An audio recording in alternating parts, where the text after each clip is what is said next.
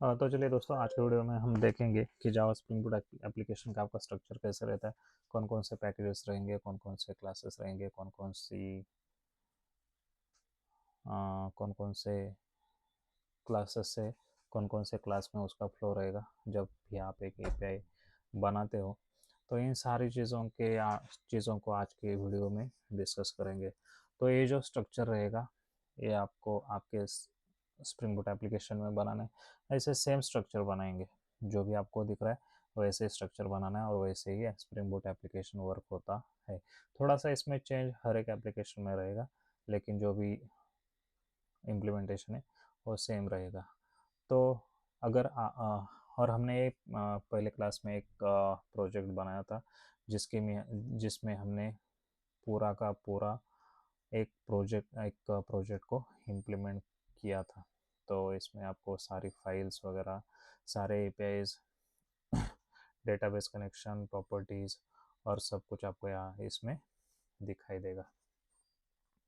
तो अगर आपको इस प्रोजेक्ट का कोड चाहिए तो आप मुझे पिंग कर सकते हैं मेरे व्हाट्सअप नंबर पे, और कमेंट भी कर सकते हैं। अगर आपके पास नंबर नहीं है तो मुझे आप कमेंट कर सकते हैं वीडियो के नीचे कि आपको इस प्रोजेक्ट का कोड चाहिए। तो इसमें पूरा एंड टू एंड फ्लो है, पूरे कंसेप्ट ऑलरेडी कवर कर चुके हैं हम इस प्रोजेक्ट में। तो देखो कौन कौन से पैकेजेस रहेंगे हमारे स्प्रिंग बूट एप्लीकेशन में, इसी के ऊपर आगे जाके हम वर्क करने वाले। तो ध्यान से देखना। एक तो एंटिटी रहेगा, अभी पहले से देखते हैं। कंट्रोलर रहेगा, कॉन्फ़िग क्लास में क्लास को हम पैकेज को हम बाद में देखते हैं, उसमें क्या है उसको भी बाद में देखेंगे। लेकिन पहले चलेंगे कंट्रोलर, जो कि एंट्री पॉइंट रहता है हर एक एप्लीकेशन में। इसी कंट्रोलर में हमने पिछले वीडियो में भी देखा, इसी इसी कंट्रोलर में हम क्या लिखते हैं, एपीआई का पाथ क्रिएट करते हैं। अभी देखो, जैसे कि डेजिग्नेशन कंट्रोलर है, देखो डेजिग्नेशन कंट्रोलर है, तो मैंने जैसे ही बताया था क्लास लेवल पे हम क्या करते हैं, एक रिक्वेस्ट मैपिंग का पाथ दे देते हैं। तो आपका जो एप्लीकेशन रहेगा उसके बाद का जो यूआरएल का पाथ रहेगा, तो वो यहाँ से ही स्टार्ट होगा। तो इस डेजिग्नेशन कंट्रोलर का मेन पाथ कौन सा है, तो स्लैश डेजिग्नेशन है। और उसके बाकी के जो एपीआईज रहेंगे गेट मैपिंग के लिए, सिंगल मेंबर की इंफॉर्मेशन लेने के लिए, यहाँ पे आप देख सकते हैं पोस्ट मैपिंग है, पुट मैपिंग है, डिलीट मैपिंग है। तो इन सारी चीज़ों को क्या करेंगे हम इस कंट्रोलर में डिफाइन करेंगे। सारे एपीआईज के पाथ किस क्लास में डिफाइन रहेंगे, कंट्रोलर में डिफाइन रहेंगे। और हर एक क्लास को हम उस कंट्रोलर पैकेज के अंदर ही डालेंगे। जितने भी सारे एप्लीकेशंस में आपको एपीआई बनाने हैं, जो भी आपके एपीआई रिलेटेड एक एपीआई रिलेटेड डेटा रहेगा, उसकी सारी एपीआईज एक डेटा के, और जैसे कि हम टेबल के लिए एक एपीआई लिखते हैं बराबर, तो उन सारे उन उस टेबल के सारे एपीआई, जैसे कि गेट एपीआई रहेगा, पोस्ट एपीआई रहेगा, पुट एपीआई रहेगा, डिलीट एपीआई रहेगा, सारा का सारा एक ही कंट्रोलर में जाएगा। तो उसका यहाँ पे हम इम्प्लीमेंटेशन देते हैं कंट्रोलर में खाली हम यूआरएल और कौन से सर्विस में कौन सा मेथड है उसको एक्सेस करने का कोड ही हम यहाँ पे खाली लिखते हैं। तो आप यहाँ पे देख सकते हैं कि ये जो गेट एपीआई है, तो यहाँ पे हमने क्या किया है, रिटर्न किया है designation service dot get all designation. तो क्या होगा, जैसे ही डेजिग्नेशन का डेटा हम उठा रहे टेबल से, ओके, टेबल से हम हर एक डेजिग्नेशन का डेटा उठाते हैं, तो वो डेटा कहाँ से मिल जाएगा हमको, तो हम एक उसका इम्प्लीमेंटेशन किस में डाला है हमने, ये डेजिग्नेशन सर्विस करके। यहाँ पे आप देख सकते हैं ऑटो ऐड करके हमने इस क्लास का एक ऑब्जेक्ट बनाया है, और उससे हम क्या कर रहे हैं, उसका मेथड कॉल कर रहे हैं। आप यहाँ पे देख सकते हैं designation service dot get all designation. जैसे ही कंट्रोलर में हम उस मेथड को लिखते हैं, उसका इम्प्लीमेंटेशन अगर हमें देखना है तो कंट्रोल अल्ट और उसके ऊपर हमें क्लिक करना है उस मेथड के ऊपर। जैसे हम क्लिक करेंगे हम कहाँ पे जाएंगे, उस डेजिग्नेशन सर्विस में जहाँ पे हमने क्या किया है उस डेटा को इम्प्लीमेंट, उस डेटा को कलेक्ट करने का इम्प्लीमेंटेशन लिखा हुआ है। तो वो कहाँ पे मिलेगा, हमें वो सर्विस पैकेज में मिलेगा।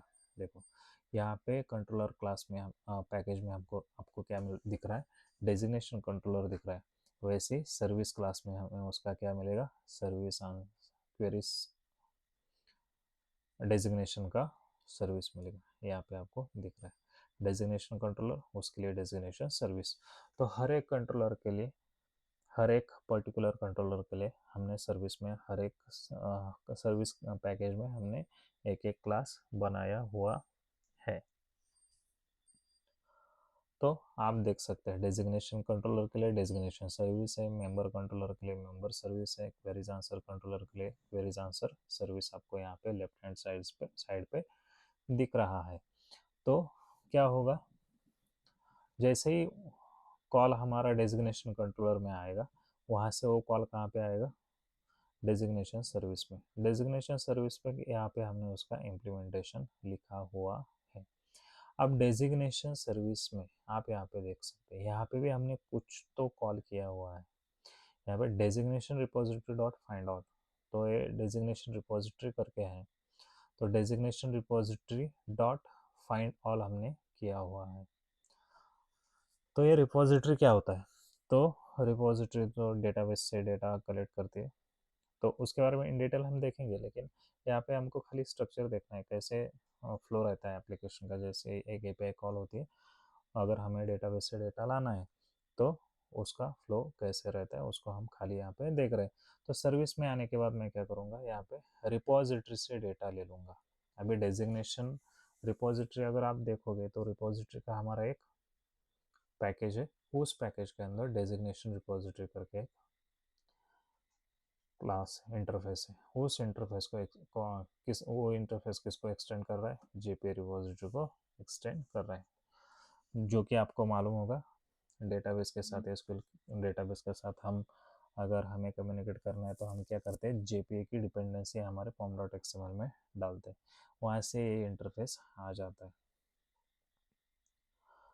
तो रिपोजिटरी कैसे वर्क होता है, उसके इनबिल्ट मेथड कौन से होते हैं, और हम हमारे मेथड कैसे उसमें लिख सकते हैं, इसके बारे में आगे की वीडियोस में हम देखेंगे। लेकिन आप यहाँ पे देख सकते हैं डेजिग्नेशन कंट्रोलर से फ्लो आता है डेजिग्नेशन सर्विस में, डेजिग्नेशन सर्विस से फ्लो आता है डेजिग्नेशन रिपोजिटरी से, डेजिग्नेशन रिपोजिटरी में एंटिटी मेंशन किया हुआ रहता है। ये एंटिटी क्या है, तो देखते हैं। हम इस एंटिटी के ऊपर जाते हैं तो कंट्रोल अल्ट और उसके ऊपर क्लिक करते हैं तो हमें ये डेजिग्नेशन का क्लास दिखता है। ये क्लास क्या होता है, जैसे हमारे टेबल का स्ट्रक्चर रहता है, टेबल में जो भी कॉलम्स रहते हैं उसके डेटा टाइप्स रहते हैं, उसको सेम हम यहाँ पे डिक्लेयर करते हैं, उसको हम एंटिटी बोलते हैं। तो ये डेजिग्नेशन एंटिटी कहाँ पे रहेगा, तो एंटिटी करके एक हमारा पैकेज रहेगा, उस पैकेज के अंदर डेजिग्नेशन एंटिटी का हमारा क्लास रहेगा। उसमें बहुत सारे एनोटेशंस यूज होते हैं, जैसे कि @टेबल है, @एंटिटी, @सेटर, @गेटर सेटर, और सारे बहुत सारे एनोटेशंस आपको दिखाई देंगे यहाँ पे। @id है, @जनरेटेड वैल्यू है, मेनू टू वन है, @जॉइन कॉलम है। ये सारे एनोटेशन कैसे काम करते हैं, एंटिटी काम कैसे करता है, इसका भी हम एक डिटेल में वीडियो देखेंगे। तो खाली हम यहाँ पे स्ट्रक्चर देख रहे हैं। तो फिर से हम देखते हैं, जैसे हम ब्राउज़र से यूआरएल कॉल करते हैं, जैसे ब्राउज़र से देखो, जैसे हमने इस यूआरएल को हिट दिया था, वो कैसे वर्क करता है। ये यूआरएल अलग है और उसका यूआरएल अलग है, आपको खाली समझना है। यहाँ से जब हम यूआरएल को हिट देते हैं वो क्या करता है, पहले डेजिग्नेशन कंट्रोलर में आएगा तो उसको ये पाथ मिलेगा, यहाँ पे क्लास लेवल पे एक उसको पाथ मिलेगा रिक्वेस्ट मैपिंग करके।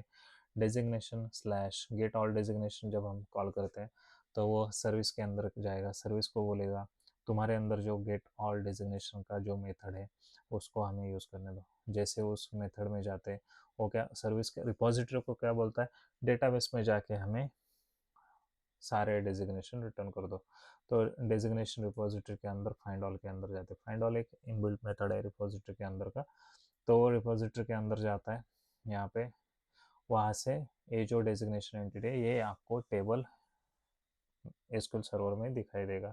तो इस जो एंटिटी है सेम रेप्लिका वहाँ पे रहता है, तो वहाँ से वो डेटा उठाएगा और किसको दे देगा, सर्विस को दे देगा।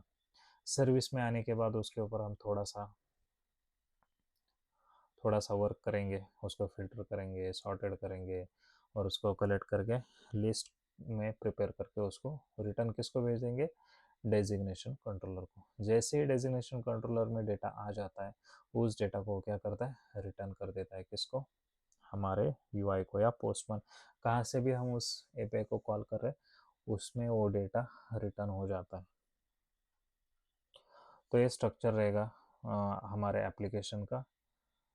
और बाकी के जो पैकेजेस रहेंगे जैसे कि यहाँ पे आप देख सकते हैं कॉन्फ़िग करके एक पैकेज रहेगा। अगर हम उसमें कुछ अलग तरीके से कॉन्फ़िगरेशंस रिलेटेड इम्प्लीमेंटेशंस डालना चाहते हैं तो वो डाल सकते हैं। उसके बाद एरर हैंडलिंग के लिए एक पैकेज हमने अलग से बनाया है, आप उसको कुछ अलग नाम दे सकते हैं, तो वो आपके ऊपर डिपेंड रहता है, लेकिन नाम हम वैसे देंगे जो हमें देखने से ही उसका इम्प्लीमेंटेशन का पता होना चाहिए। रिक्वेस्ट डीटीओ रहता है, तो रिक्वेस्ट डीटीओ क्यों है, इसका अलग से इम्प्लीमेंटेशन भी कर सकते हैं। जैसे कि डीटीओ रहता है, उसको एक्सटेंड करके हम रिक्वेस्ट डीटीओ और रिस्पॉन्स डीटीओ क्रिएट करते हैं, तो वो भी एक रहता है। तो यही आपको स्ट्रक्चर हमारे आने वाले प्रोजेक्ट में हमें इम्प्लीमेंट करना है। तो आपको खाली यहाँ पे क्या करना है, क्या ध्यान में रखना है, सर्विस एक पैकेज रहता है, सर्विस दूसरा रहता है डीटीओ, रिपोजिटरीज रहती है, एरर के लिए कुछ पैकेज क्रिएट कर सकते हैं हम, एंटिटी रहता है, कंट्रोलर रहता है और कॉन्फ़िगरेशन के लिए एक पैकेज रहता है। तो ये स्ट्रक्चर हमें आगे जाके फॉलो करना है।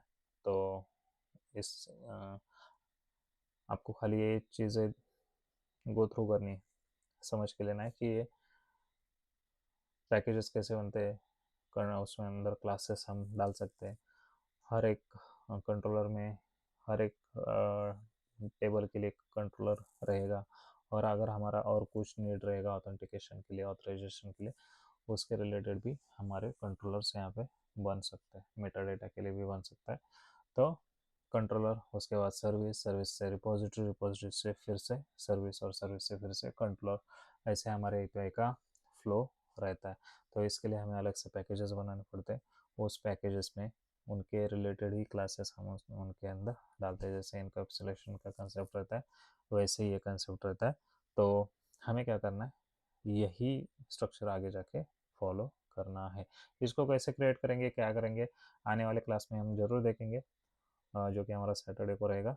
उसके अंदर हम इसको पूरे स्ट्रक्चर को इम्प्लीमेंट प्रैक्टिकली करेंगे।